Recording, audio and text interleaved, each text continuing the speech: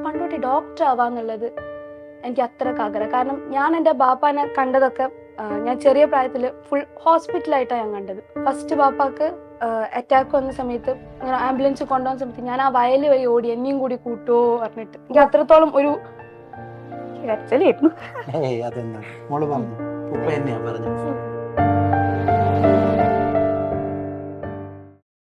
Hi, സൈലത്തിൻ്റെ കോഴിക്കോട്ടെ ക്യാമ്പസിലാണ്, hybrid ക്യാമ്പസിലാണുള്ളത്.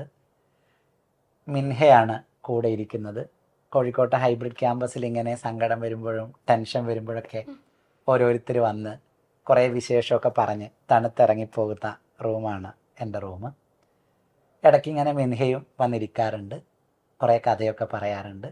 ഇന്ന് മിൻഹ വന്നിരിക്കുന്ന സമയത്ത് നിങ്ങളും കൂടെ മിൻഹയെ കേട്ടാൽ സൈലോ എങ്ങനെയുണ്ട്, മിൻഹയ്ക്ക് എന്തൊക്കെയാണ് അവളിങ്ങനെ പറഞ്ഞുകൊണ്ടിരിക്കുന്ന വിശേഷങ്ങൾ എന്നൊക്കെ നിങ്ങളും കൂടെ കേട്ടാൽ രസമായിരിക്കും എന്ന് തോന്നിയത് കൊണ്ട് മാത്രമാണ് അവൾക്കൊപ്പം വന്നത്. കുറേ കുട്ടികൾ റിപ്പീറ്റ് ചെയ്യാൻ വേണ്ടി ഒരുങ്ങുകയാണ്. കുറേ പേർ ഓൾറെഡി റിപ്പീറ്റ് ചെയ്ത് എൻട്രൻസ് എക്സാമിനേഷനിലേക്ക് പോയിക്കൊണ്ടിരിക്കുന്നു. എങ്ങനെയുണ്ട് ഈ ക്യാമ്പസും മിൻഹയുടെ അവസ്ഥയൊക്കെ നിലവിൽ? The best. എനിക്ക് ഭയങ്കര ഹോംലി ഫീലാണ് ഇവിടെ. ഞാൻ ഇവിടെ ആദ്യമായിട്ട് വന്നത് ജൂലൈ 25 ഞാൻ ഇവിടെ ഫസ്റ്റ് വന്നത്.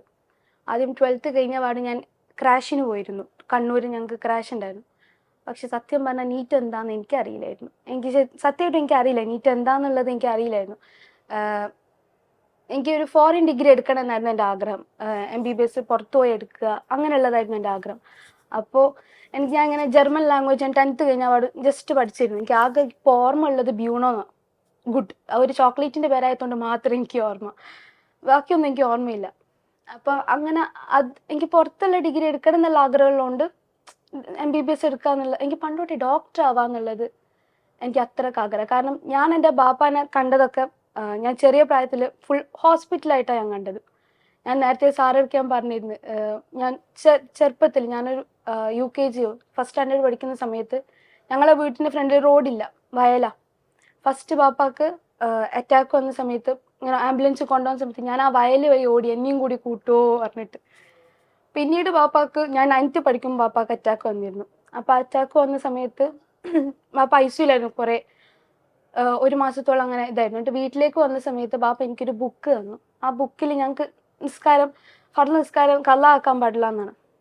അപ്പം ബാപ്പ എനിക്ക് കണ്ടിട്ട് പറഞ്ഞു, ഇതൊക്കെ എനിക്ക് കള്ള ആയ നിസ്കാരം എന്നു, എനിക്കിതൊക്കെ നമസ്കരിച്ച് തീർക്കണം എന്ന് പറഞ്ഞു. അപ്പം ഞാൻ എന്തും ബാപ്പാക്ക് സപ്പോർട്ട് ചെയ്യുന്ന ഒരാളാണ്. അപ്പം എന്നെ ബാപ്പ അവിടെ ബാപ്പാൻ്റെ സ്റ്റൂൾ വെച്ചിട്ട് ഞാൻ ബാപ്പാനെ നിസ്കരിക്കാനൊക്കെ ഒരുക്കി കൊടുത്തു. പക്ഷെ ഒരു 1.5 വീക്ക് കഴിഞ്ഞപ്പോൾ ബാപ്പ ആ സ്റ്റൂള് മാറ്റിയിട്ട് നേരെ ബാപ്പ കമ്പി വെച്ചിട്ടുണ്ടായിരുന്നു ഇങ്ങനെ ഇവിടെ ഇത്. അപ്പം ബാപ്പ നേരെ സുജൂദിലേക്ക് പോയി. അപ്പം എന്നിട്ട് പിന്നീട് ബാപ്പ പറയും, ഞാൻ അന്ന് സുജൂദിൽ പോയതാ, പിന്നെ എനിക്ക് അങ്ങനെ ഒരു പ്രശ്നം ഉണ്ടായിട്ടില്ല. പിന്നീട് ഞാൻ +1 +2 പഠിക്കുമ്പോഴാണ് ബാപ്പക്ക് സ്ട്രോക്ക് ആദ്യമായിട്ട് വരുന്നത്. അപ്പം അന്ന് ഞാൻ ശരിക്കും ബാപ്പ ഞങ്ങളെ വിട്ട് പോയി എന്ന് ഞാൻ വിചാരിച്ച. ഞാൻ കണ്ണുകൊണ്ട് കണ്ടതേന് ബാപ്പ തീരെ വയ്യാതായിട്ടൊക്കെ. അപ്പം അന്ന് ഞങ്ങൾ ഡോക്ടർ പോകുന്ന സമയത്ത് ബാപ്പാൻ്റെ ഡോക്ടർ ഉണ്ട്. ആ ഡോക്ടർ തൊട്ടപ്പം ബാപ്പ ലൈക്ക് ഇത് തിരിച്ചു വന്നു എന്നുള്ളതാണ് സത്യം. അപ്പം എനിക്ക് ഭയങ്കര ആഗ്രഹമായിരുന്നു എൻ്റെ ബാപ്പാനെ ജീവിപ്പിച്ച പോലെ എനിക്ക് മറ്റൊരാളെ, അല്ലെങ്കിൽ ഞാൻ കരയുന്ന പോലെ ഒരു കുട്ടി ഉണ്ടാവുമല്ലോ, അവരെ പാരൻസിനെ അല്ലെങ്കിൽ അവർക്ക് ഇഷ്ടമുള്ള ആൾക്കാരെ ജീവിതത്തിലേക്ക് തിരിച്ചു കൊണ്ടുവരാന്നുള്ളത് എനിക്ക് ഭയങ്കര ആഗ്രഹമായിരുന്നു. വെറും ഒരു വൈറ്റ് കോട്ട് അങ്ങനെ ആഗ്രഹിക്കുന്നതല്ല, എനിക്ക് അത്രത്തോളം ഞാൻ അങ്ങനെ ആഗ്രഹിക്കുന്നതാണ്. ഡോക്ടർ അല്ലെങ്കിൽ മറ്റൊന്നെന്നുള്ളത് ഞാൻ ചിന്തിച്ചിട്ടില്ല. കുറേ ആഗ്രഹങ്ങളുണ്ട്, പക്ഷെ ഇതാണ് എനിക്ക് വേണ്ടതെന്ന് ഞാൻ എപ്പോഴും മനസ്സുകൊണ്ട് പറയും. അപ്പം ഞാൻ ഇവിടെ ക്രാഷിന് പോയി. ആ സമയത്ത് ഞാൻ സത്യം പറഞ്ഞാൽ ഞാൻ പഠിച്ചിട്ടില്ല. ഞാൻ അന്നേരം പഠിച്ചിട്ടുണ്ടായിരുന്നില്ല. ഞാൻ +2 കഴിഞ്ഞ് ഞങ്ങൾ വെറുതെ ഒരു വെക്കേഷൻ ടൈമാണല്ലോ, പോയി ഞങ്ങൾ തിരിച്ചു വരും. ഫ്രണ്ട്സൊക്കെ ഉണ്ടായിരുന്നു, ഞങ്ങൾ പോയി തിരിച്ച് അങ്ങനെ ആ ഒരു വൈബായിരുന്നു. പിന്നെ എക്സാമിന് പോയി, എക്സാം കഴിഞ്ഞ് ഞാൻ അഡ്മിഷൻ എടുത്തു കസാക്കിസ്ഥാനിൽ. അപ്പം അപ്പോഴാണ് ഞാൻ അറിഞ്ഞത് നീറ്റ് ക്വാളിഫൈഡ് ആകണം ഞങ്ങൾ അവിടെ പോകണമെങ്കിൽ. കാരണം തിരിച്ചിവിടെ വന്ന് നമുക്ക് ഇങ്ങനെ എക്സാമൊക്കെ ഇവിടെ വന്ന് വർക്ക് ചെയ്യണമെങ്കിൽ നീറ്റ് ക്വാളിഫൈഡ് ആണ്. ഞാൻ അപ്പോഴാണ് അറിഞ്ഞത്. അപ്പം ഞാൻ ആകെ വണ്ടറടിച്ചു, അള്ളാഹ് കൈമന്ന് പോയി എന്നുള്ള ഒരവസ്ഥയായി. പിന്നെ എന്നിട്ട് അന്ന് എക്സാമിൻ്റെ റിസൾട്ട് ഞങ്ങൾ നോക്കുന്ന സമയത്ത് ഉമ്മ എൻ്റെ ബാക്കിലുണ്ട്. അപ്പം നല്ല നല്ല മാർക്കായിരുന്നു, തീരെ പോരായിരുന്നു. അപ്പോൾ എനിക്ക് ഭയങ്കര സങ്കടമായി. കാരണം അന്ന് ഉമ്മ ഭയങ്കര സ്ട്രോങ് ആയിട്ടുള്ള ആളാണ്, എൻ്റെ ബാപ്പും ഉമ്മ. എന്താ പറയുക, പാപ്പാക്ക് സ്ട്രോക്ക് വന്നിട്ടാണെങ്കിലും ഞങ്ങൾ ഒരിക്കലും ഒരു രോഗത്തിന് ഞങ്ങൾ ആ ഒരു രീതിയിൽ ട്രീറ്റ് ചെയ്യില്ല. അതാണ് ബാപ്പ ഇപ്പം എഴുന്നേറ്റ് നടക്കുകയൊക്കെ ചെയ്യും. ആകെ ഒരു സംസാരിക്കേണ്ട ചെറിയ ബുദ്ധിമുട്ടേ ഉണ്ടല്ലോ. അതും ഞങ്ങളിങ്ങനെ ബാപ്പനെ ട്രെയിൻ ചെയ്യിപ്പിച്ച് ബാപ്പ സംസാരിക്കാനൊക്കെ ഓക്കെയാണ്. അപ്പം എൻ്റെ ഫാമിലിയാണ് എനിക്ക് ഏക ആശ്വാസം. ഞാൻ ഇന്നേ വരെ ഒരാളടുത്തും പറഞ്ഞിട്ടില്ല എൻ്റെ കാര്യങ്ങളോ ഒന്നും ഞാൻ ഒരാളടുത്തും പറഞ്ഞു. പക്ഷെ ഇവിടെ വന്നപ്പോൾ ഇങ്ങനത്തെ മനുഷ്യന്മാരുണ്ട് എന്ന് പറഞ്ഞാൽ ഞാൻ സാറിലൂടെ ഞാൻ ഫസ്റ്റ് സാറിനെ ഞാൻ വിളിക്കും. ഞാൻ അപ്പാന്നാണ് എനിക്ക് വിളിക്കാൻ ഇഷ്ടം. ഞാൻ സാറിന് ഞാൻ മിനിഞ്ഞാന്ന് കൂടി ഞാൻ കരഞ്ഞിട്ട് ഞാൻ സാറിന് അപ്പാന്നാ വിളിച്ചത്. എനിക്ക് അത്രത്തോളം ഒരു കരച്ചിലായിരുന്നു. എനിക്ക് അത്രത്തോളം എന്നെ മനസ്സിലാക്കാൻ പറ്റി എന്നുള്ളതാ. ജൂലൈ 25 ഞാൻ ഇവിടെ വന്നു. 31 ഞങ്ങൾക്ക് ഒരു പ്രോഗ്രാം ഉണ്ടായിരുന്നു, ഓറിയന്റേഷനോ ക്ലാസ്. അന്ന് ഞാൻ സാറിനോടൊന്നും പറഞ്ഞിട്ടൊന്നുമില്ല. പക്ഷെ സാർ അതിൽ ഏത് കുട്ടി വന്നിട്ട് നിങ്ങളോട് എന്തറിയില്ല എന്ന് പറഞ്ഞാലും അത് നിങ്ങൾ ക്ലിയർ ചെയ്ത് കൊടുക്കേണ്ടത് നിങ്ങളുടെ ഉത്തരവാദിത്തമാണുള്ളത്. അത് എന്തറിയില്ലെങ്കിലും. കാരണം സത്യം പറയാം, +1 +2 അങ്ങനെ പഠിച്ചിട്ടില്ല. അപ്പോൾ ഇവിടെ നമ്മൾ ആ ഒരു സബ്ജക്റ്റാണ് പഠിക്കുന്നത്. അപ്പൊ അത് മാക്സിമം നമ്മൾ പഠിച്ചാല് ആ ഒരു സംഭവമല്ല നമുക്ക് അത്രയും ക്ലിയർ ആവും. അപ്പം എന്ത് ഡൗട്ടാണെങ്കിലും പിന്നീട് ഞാൻ ചോദിക്കാൻ പോയി. അപ്പൊ എന്നെ ഏറ്റവും കൂടുതൽ ഹെൽപ്പ് ചെയ്ത അധ്യാപകർ കെമിസ്ട്രിന്റെ Ali sir, Nahas sir, Shinas sir, ഫിസിക്സിന്റെ ഷിയാസ്, ജാബിർ സാറ്, നമ്മൾ ഓൺലൈനിലൊക്കെ +2 ഒക്കെ പഠിപ്പിച്ച സാറ്, ആദിൽ സാറ്, ഇവര് കുറേ സാറന്മാർ പേരുണ്ട്. പക്ഷെ ഇവരൊക്കെ അങ്ങനെ അലി സാർ, നഹാസ് സാർ എന്നെ അങ്ങനെ സപ്പോർട്ട് ചെയ്യുന്നു. എന്നെ നല്ലപോലെ അറിയാം അവർക്ക്. അപ്പോൾ അവരോടൊക്കെ ഞാൻ പോയിട്ട് പറയുമ്പോഴും അവരെന്നെ മാക്സിമം എന്നെ അങ്ങനെ സപ്പോർട്ട് ചെയ്യുന്നുണ്ട്. എനിക്ക് ഇവിടുന്ന് ഒരിക്കലും പോകാൻ തോന്നുന്നു. എനിക്ക് പിന്നെ ഒരു ഹെൽത്ത് പ്രോബ്ലം വന്നിരുന്നു. നവംബർ 23 ന്യൂമോണിയ വന്നിട്ട് ഞാൻ വീട്ടിലേക്ക് പോയിട്ട് എനിക്ക് ഇമ്പോർട്ടൻസ് ആയിട്ടുള്ള എല്ലാ ചാപ്റ്റേഴ്സും പോയി. ഓർഗാനിക് എടുത്തുകൊണ്ടിരിക്കായിരുന്നു, അത് പോയി. ഫിസിക്സിലെ കറണ്ട് ഇലക്ട്രിസിറ്റി, അങ്ങനെ ഇമ്പോർട്ടൻസ് ആയിട്ടുള്ള കുറേ ചാപ്റ്റേഴ്സ് ഒക്കെ പോയി. അപ്പൊ ഞാൻ കാരണം എനിക്ക് ചിലതൊന്നും അറിയില്ലല്ലോ. അപ്പൊ ഞാൻ ഇതെങ്ങനെ പഠിക്കും എന്നുള്ളൊരു പേടിയായിപ്പോയി. പിന്നീട് ഞാനത് ഇവിടെ വന്നതിന് ശേഷം സാറ് എനിക്ക് അവര് ഇതൊക്കെ തന്നു, മെസ്സേജ് ചെയ്തോളൂ, ഡൗട്ട് ഉണ്ടെങ്കിൽ. ഞാൻ ഇരുന്ന് ഡൗട്ട് അയക്കും. അപ്പൊ അവര് ടൈം കിട്ടുന്ന സമയത്ത് എനിക്കെല്ലാം ക്ലിയർ ചെയ്ത് തരും. യെസ്. അപ്പോൾ ഞാൻ പിന്നെ ഒരു സാധനം പറഞ്ഞില്ല, എൻ്റെ കസിൻ ബ്രദറിന്റെ കാര്യം. അവൻ എന്നോട്, മിൻഹാജ് എന്ന് അവന്റെ പേര്, അവൻ എൻ്റെ അടുത്തോട്ട് മിന്നു എനിക്ക് പഠിക്കാൻ ആഗ്രഹമുണ്ട് എന്ന് പറഞ്ഞിട്ട് പറഞ്ഞു.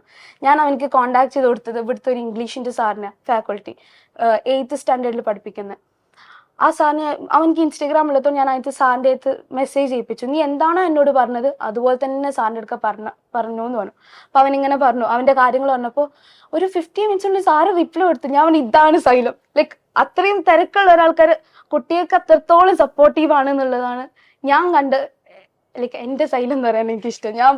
ഞാൻ ഇപ്പോഴും സാറിനോട് പറയാറുണ്ട്, നിങ്ങൾക്ക് കുറേ കുട്ടികളുണ്ട്, പക്ഷെ ഓരോ കുട്ടിയെ സംബന്ധിച്ചിടത്തോളം, എസ്പെഷ്യലി എന്നെ സംബന്ധിച്ചിടത്തോളം എനിക്ക് നിങ്ങളെ ഉള്ളൂ. ഞാൻ അത്രത്തോളം എനിക്ക് പഠിക്കാൻ ആഗ്രഹമാണ്. എനിക്ക് എന്താ അറിയില്ല, എനിക്ക് ഇവിടെ ഞാൻ എല്ലാവരും പറഞ്ഞു എനിക്ക് സൈലം എന്ന് പറഞ്ഞാൽ എനിക്ക് അങ്ങനെ. എൻ്റെ ഉമ്മ ഇപ്പൊ സാറിനോട് സംസാരിച്ചിരുന്നു. ഉമ്മ പറഞ്ഞത് അങ്ങനെ, ഉപ്പക്ക് സൈലം എന്ന് പറഞ്ഞാൽ അങ്ങനെ ജീവനാണ്.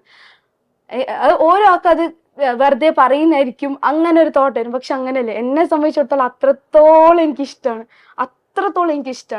എനിക്ക് ചിലതൊന്നും എനിക്ക് പറയാൻ പറ്റില്ല. എന്തോ സൈലത്തെ തന്നെ എൻട്രൻസിന് റിപ്പീറ്റ് ചെയ്യണം എന്ന് മോളാണോ ഉമ്മയാണോ ആരാണ് ഡിസിഷൻ എടുത്തത്? ഞാന്. കാരണം കൂടുതൽ ആൾക്കാരും ചില പാരന്റ്സിൽ നമ്മൾ പണ്ടോട്ടേ കണ്ടുപിടിക്കുന്ന സാധനം എൻട്രൻസ് റിപ്പീറ്റ് ചെയ്യാൻ അവർ ഫസ്റ്റ് ചില വേറെ ഇൻസ്റ്റിറ്റ്യൂഷന്റെ പേരുകളായിരിക്കും അവർ ഫസ്റ്റ് പറയാം. ഓട്ടോമാറ്റിക്കലി എല്ലാ പാരന്റ്സുകളും അങ്ങനെ തന്നെ ആയിരിക്കും. പക്ഷെ ഇവിടെ വരുന്ന ഓരോ കുട്ടികളും കുട്ടികളുടെ താല്പര്യപ്രകാരമാണ് വരിക. പിന്നീട് എല്ലാവർക്കും ഒരുമിച്ച് ഇഷ്ടപ്പെടുന്ന ഒരു ഇതാണ്. എന്നെ സംബന്ധിച്ചിടത്തോളം, എന്റെ കൂട്ടുകാരെ സംബന്ധിച്ചിടത്തോളം അവരെല്ലാവരും നമ്മളെല്ലാവരും നമ്മുടെ സ്വന്തം ഇഷ്ടപ്രകാരമാണ് ഇവിടെ വന്നത്. ഓൺലൈനിൽ നമ്മൾ കുറച്ച് അധ്യാപകരെ കാണുന്നു അല്ലേ? ഇപ്പോ അതൊക്കെ അല്ലാത്ത കുറെ ടീച്ചേഴ്സിനായിരിക്കും ഇവിടെ വന്നിട്ട് നമ്മൾ കാണുന്നത്. അപ്പോ അന്ന് കണ്ട ടീച്ചേഴ്സ് ആയിരുന്നു നല്ലത്, ഓഫ്ലൈനിൽ കാണുന്ന ടീച്ചേഴ്സിന് പകരം അവര് തന്നെ ആയിരുന്നു പഠിപ്പിച്ചതെങ്കിൽ എന്നൊക്കെ തോന്നിയിരുന്നു? ഒരിക്കലും ഇല്ല. ഓരോ ആൾക്കാരും വെച്ചാണ്. അത്രത്തോളം നമ്മൾ സപ്പോർട്ടീവാണ്. എടുക്കുന്ന ക്ലാസ്സുകൾ നമ്മൾ സാറിന് സ്ട്രക്ചർ ആയിട്ട് എടുത്തരുന്നറിയില്ല, അതുപോലെയാണ് എല്ലാം അടിപൊളിയായിട്ട് നമുക്ക് പഠിപ്പിച്ചു തരും. ഇതെങ്ങനെ നിങ്ങൾ കൊണ്ടുപോകണം എന്നുള്ളത്. ഒരു കുട്ടീനും മാർക്കിന്റെ ബേസിലോ അല്ലെങ്കിൽ അവർക്ക് കഴിവില്ല അല്ലെങ്കിൽ ഒന്നും ഇല്ല എന്നുള്ള ബേസിലോ ഒരിക്കലും ഒരാളെ മാറ്റി നിർത്തില്ല. അതാണ് ഞാൻ അവിടെ കണ്ട ഏറ്റവും വലിയ പ്ലസ് പോയിന്റ്. സൈലം എപ്പോഴെങ്കിലും സ്ട്രെസ് വരുന്നതായിട്ട് നമുക്ക് തോന്നിയിട്ടുണ്ട്? ഒരിക്കലും ഇല്ല. ഞാൻ ഇവിടുന്ന് കോപ്പറേറ്റീവിൽ അഡ്മിറ്റ് ആയ സമയത്ത് അവിടെ എനിക്ക് കണ്ണ് തുറക്കാൻ പറ്റില്ലായിരുന്നു, ബുദ്ധിമുട്ടായിരുന്നു. ഞാൻ തലവെച്ച് വീണാലോ അങ്ങനെ ഇതാവുമ്പോൾ എനിക്ക് കണ്ണു തുറക്കാൻ പറ്റില്ല. അപ്പോൾ ആ ഒരു ടൈമിൽ എനിക്ക് ഈ വാക്കുകൾ സ്പ്ലിറ്റ് ആയിപ്പോൾ എനിക്ക് ആകെ വരുന്നത് റിഡോക്സ് എന്നാണ്. ഞാൻ അന്ന് ഫസ്റ്റ് ടൈം ഞാൻ വീഴുന്ന സമയത്ത് റിഡോക്സ് റിയാക്ഷൻ അത് പഠിച്ചതിന് ശേഷമാണ് ഞാൻ കടന്നിട്ട് പിന്നെ അതിനുശേഷം ഞാൻ വീണത്. അപ്പോൾ ആ സമയത്ത് എനിക്ക് റിഡോക്സ് എന്നേ വരുള്ളൂ.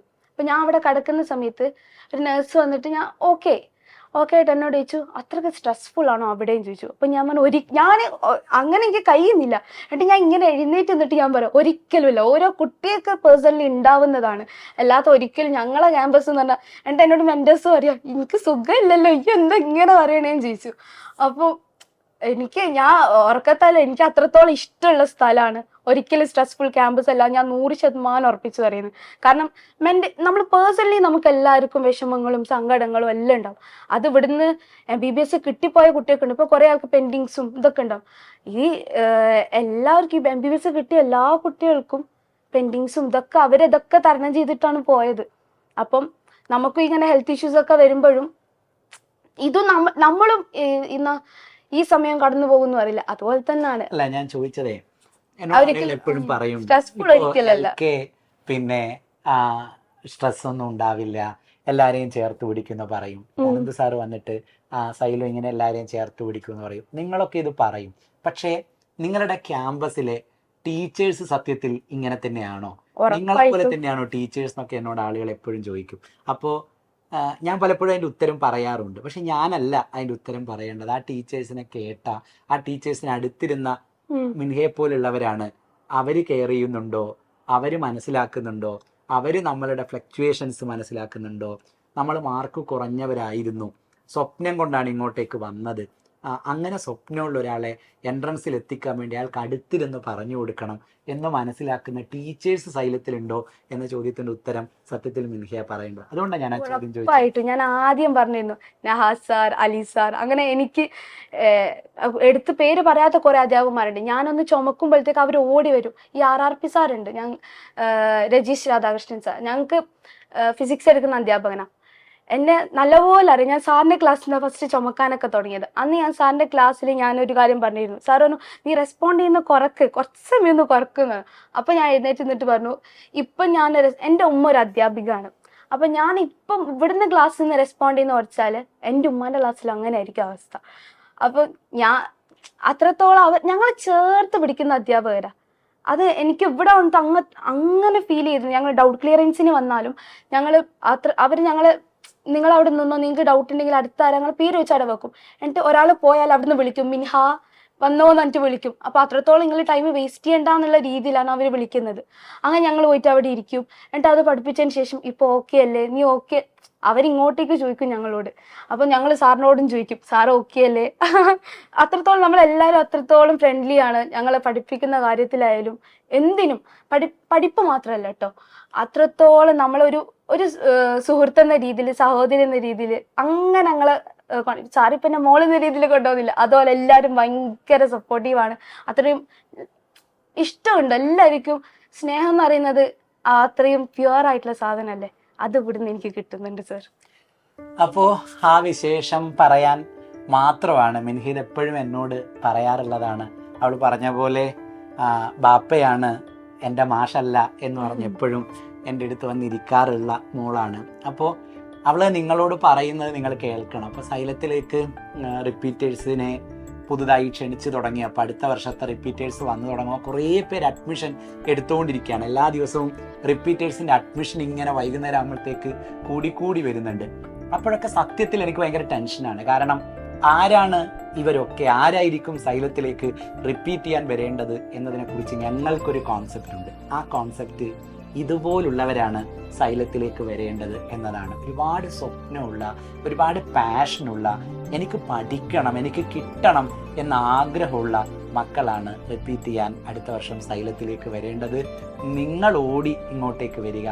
നിങ്ങളെ കാത്ത് ഞങ്ങൾ ഒരുപാട് പേർ ഇവിടെ ഇരിക്കുന്നുണ്ട്. നാളത്തെ മിൻഹമാരെ കാത്ത് തന്നെയാണ് സൈലം ഇരിക്കുന്നത് എന്ന് പറഞ്ഞാണ് അവസാനിപ്പിക്കുന്നത്. Thank you.